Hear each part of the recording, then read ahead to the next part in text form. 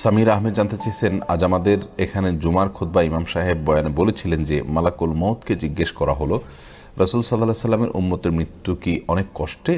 উত্তরে তিনি বললেন, যদি কেউ সারা জীবন রাসূল সাল্লাল্লাহু আলাইহি ওয়াসাল্লাম সুন্নাহর উপরে পার করে তবে তার মৃত্যু হবে কোনো শিশু যখন মায়ের দুধ পান করতে করতে ঘুমিয়ে পড়ে সেরকম। এ কথা কি সঠিক? বোন সামিরা, দেখুন, ইমানদারের মৃত্যু অত্যন্ত আরামের সাথে হবে, এটি বিভিন্ন হাদিস দ্বারায় বর্ণিত রয়েছে। আর ফাসিক, আল্লাহর অবাধ্য ব্যক্তির মৃত্যু অত্যন্ত কষ্টের সাথে হবে। তার রূহ যখন বের হবে তখন তিনি অনেক বেশি কষ্ট অনুভব করবেন। আর ইমানদার তিনি টেরি পাবেন না, অত্যন্ত আরামের সাথে তার রূহ কবজ করা হবে। এ বিষয়টি বিভিন্ন হাদিস দ্বারা প্রমাণিত।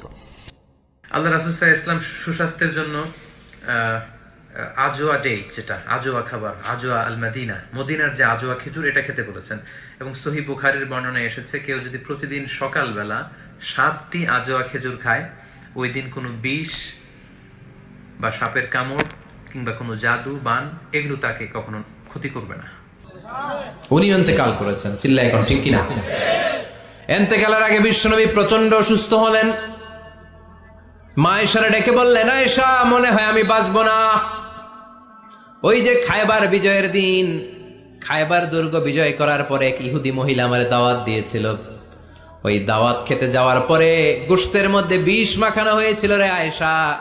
ওই বিষ মাখানো খাসির গোশত খেয়ে যে ব্যথা আমার পেটে উঠেছিল, আজ আবার সেই ব্যথা উঠেছে।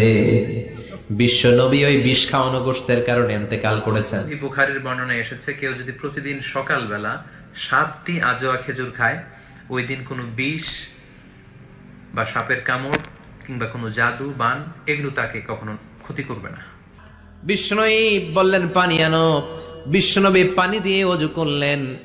অজু করে কয়েকজন সাহাবীকে ধরে উঠতে চাইলেন, আবার ফপাস করে বেহুশ হয়ে পড়ে যায়।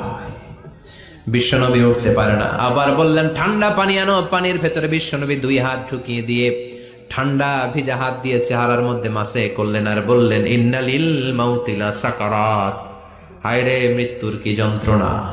দেখুন, ইমানদারের মৃত্যু অত্যন্ত আরামের সাথে হবে, এটি বিভিন্ন হাদিস দ্বারায় বর্ণিত রয়েছে। আর ফাসিক, আল্লাহর অবাধ্য ব্যক্তির মৃত্যু অত্যন্ত কষ্টের সাথে হবে।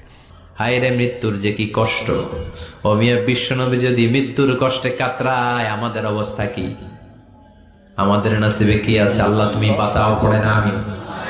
দেখুন, ইমানদারের মৃত্যু অত্যন্ত আরামের সাথে হবে, এটি বিভিন্ন হাদিস দ্বারায় বর্ণিত রয়েছে। আর ফাসিক, আল্লাহর অবাধ্য ব্যক্তির মৃত্যু অত্যন্ত কষ্টের সাথে হবে। বিশ্বনবী কাঁদছেন, সাহাবারা একের পর এক দেখতে আসে, কান্নার রোল পড়ে গেল চারদিকে।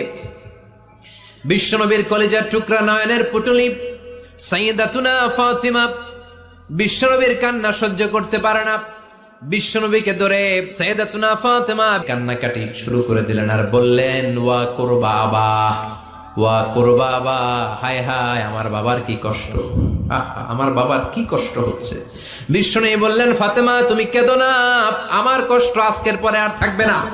দেখুন, ইমানদারের মৃত্যু অত্যন্ত আরামের সাথে হবে, এটি বিভিন্ন হাদিস দ্বারায় বর্ণিত রয়েছে। আর ফাসিক, আল্লাহর অবাধ্য ব্যক্তির মৃত্যু অত্যন্ত কষ্টের সাথে হবে।